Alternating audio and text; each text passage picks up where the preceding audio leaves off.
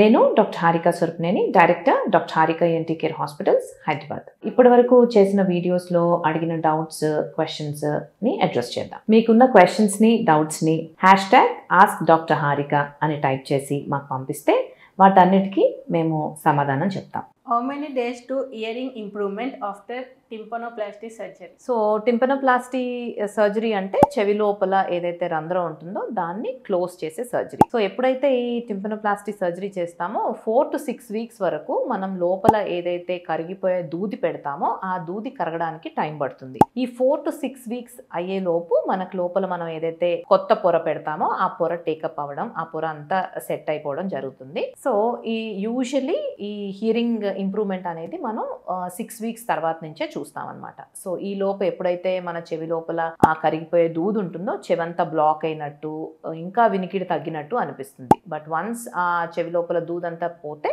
అప్పుడు మనకి hearing improvement తెలుస్తూ ఉంటుంది. ఆడియోమెట్రీ చేయించుకుని ఎంత ఇంప్రూవ్మెంట్ వచ్చింది ఏంటి అనేది కూడా చూసుకోవచ్చు.